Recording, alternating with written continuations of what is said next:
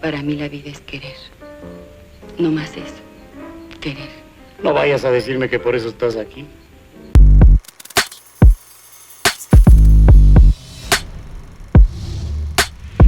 De las cosas más interesantes que podemos encontrar del cine mexicano al inicio de los años 60, que viene a suceder una convergencia en cuanto a estilos, narrativas y usos del lenguaje cinematográfico que no son tan convencionales, se pueden sentir experimentales, en favor de hacer las cosas con el menor presupuesto posible para que las cosas salgan chido.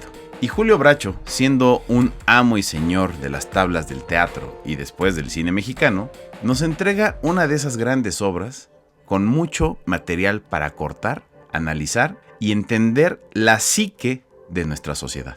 Que aunque estos me hayan puesto la siempre viva, por envidia, por jorobarme, creen que me enojo por el nombrecito. Cada quien su vida es una película de 1960 dirigida por Julio Bracho, basándose en la obra teatral de Luis G. Basurto, que nos narra la historia de una celebración de Año Nuevo en uno de esos bares de mala muerte. Esta película es protagonizada por un elenco tan amplio y experimentado como Kitty de Hoyos, Noé Murayama, Bárbara Gil, Carlos Navarro, Emma Fink y Ana Luisa Pelufo, haciendo todo un cast de primera línea en una obra que sí te deja pensando sobre cómo se conforma nuestra moral.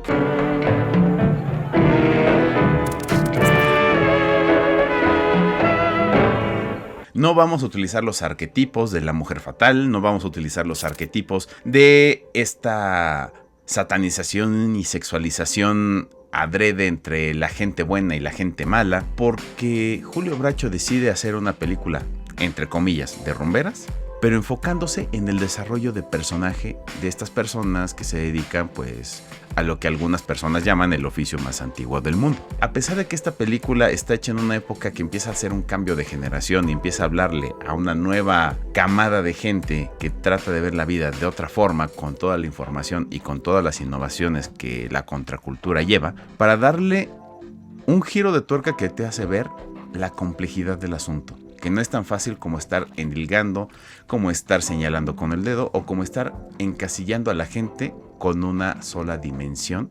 Vamos ya casi para el siglo XXI y nuestro pueblo sigue asaz sumergido en el fanatismo. Nos pone en este escenario tan usual para los barrios bajos de la Ciudad de México, a pesar de dedicarse a un oficio que puede ser considerado bastante repudiado por la sociedad más moralista, son gente sumamente religiosa y que tienen un respeto por ciertos valores que se contrasta con muchas otras personas que se dicen rectas y bastante pulcras. La doble moral en nuestra sociedad es así de compleja, porque si bien hay gente que dice una cosa, termina siendo otra. Yo nunca he querido así. ¿Usted qué va a querer?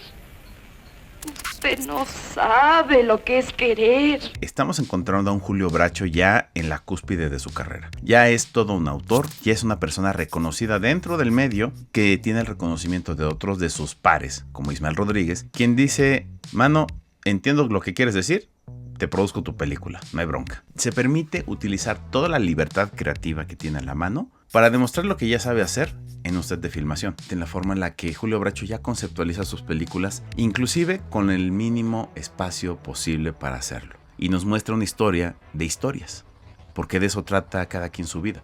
O sea, aquí vemos cuestiones existenciales, de sexualidad, habla de la vejez, habla de la inexperiencia, pero sobre todo habla de cómo seguir tu camino en tu propia vida.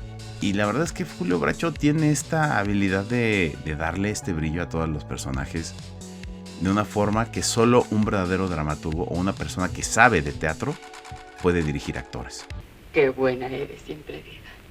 Van 2 veces que me lo dicen hoy y voy a acabar por creerlo, ¿eh? Anda, vete. El tratar de reflexionar esta historia nos permite especular ciertas cosas acerca de la escritura dramática. Y es que por la forma en la que están estructurados los diálogos, por la forma en la que suceden ciertas cosas con ciertos personajes y sobre todo conociendo los lugares, cuando abres un libro de historia, les recomendamos los de José Agustín, sobre cómo era la vida nocturna en la Ciudad de México entre los años 40 y los años 60, es muy fácil localizar que ciertas personas hablaban de cierto modo y que ciertos personajes, lo podemos especular de una forma muy categórica, son personajes que existieron en alguna visita a alguno de estos lugares. Porque personajes como la Siempre Viva reúne todas las características desde la forma de hablar, la forma de decir las cosas, la complejidad de toda su narrativa, pues realmente pareciera que es una persona con la que habló Luis G. Basurto en algún momento y decidió a partir de ahí rescatar y perfilar un personaje para su obra de teatro. ¡Malditas serán las que asesinan a sus hijos antes de nacer! ¡Malditos los explotadores de mujeres y los homosexuales! Ya dentro de pronto seré una jamona. Podemos decir que Cada quien su vida también entra en nuestra afamada categoría películas que deberían estar en alguna lista de las mejores del cine mexicano, pero que nadie vio porque no se andaban en Tinder o algo así. Julio Bracho interpreta la visión de Luis G. Basurto en su obra de teatro. Le permite tener esta libertad de hacer más explícitas ciertas situaciones. Y de hecho son situaciones de las que se hablan abiertamente en esta película. Podemos encontrar sugerencias mucho más reales, mayores atrevimientos, de utilizar el lenguaje visual para inducir la idea de un desnudo artístico sin tener que mostrar mucho.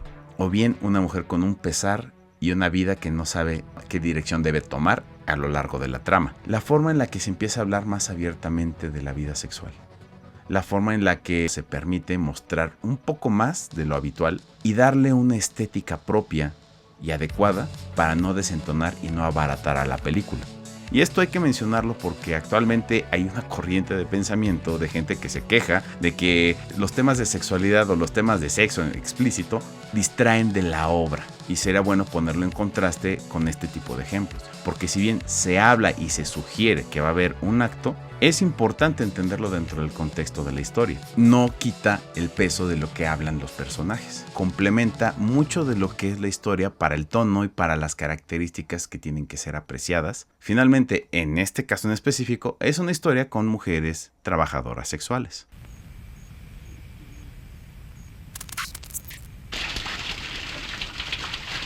Por supuesto, esta película, así como muchas de las que hizo Bracho en su historia, demuestra la habilidad y la forma en la que correctamente se tiene que adaptar un medio al otro.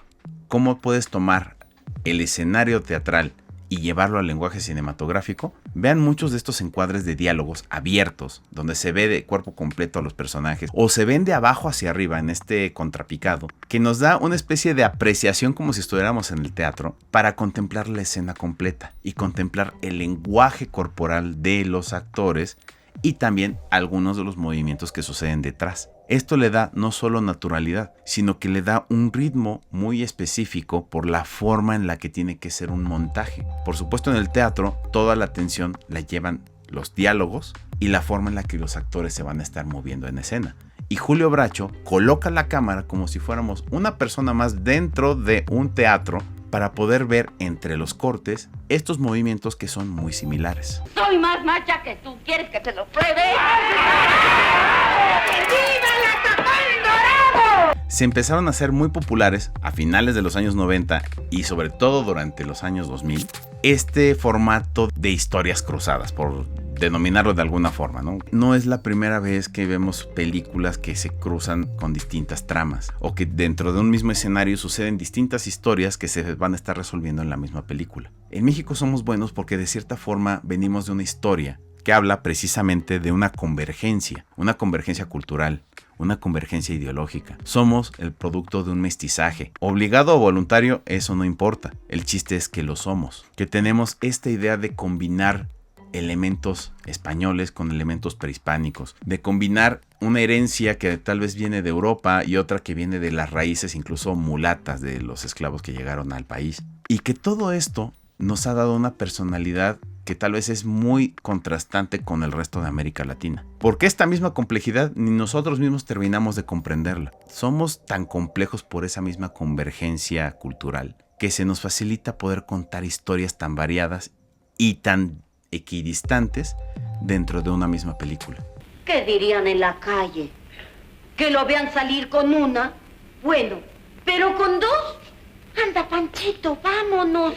Esta película, más allá de traernos una lección moral, es una lección precisamente de que la complejidad es humana y que las contradicciones son humanas. Y como tal, pues sí, no vamos a encontrar un final feliz o no un final feliz dentro de una interpretación, digamos que ya estructurada dentro de una narrativa fácil.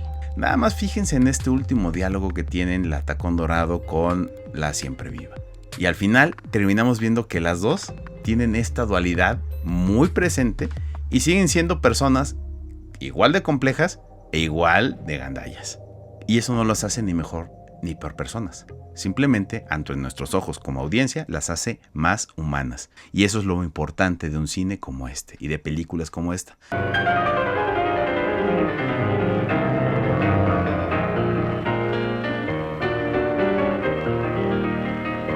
Y ya que hablamos de Ismael Rodríguez, ahora sí vamos a empezar a hablar de la primera película de su aclamada trilogía.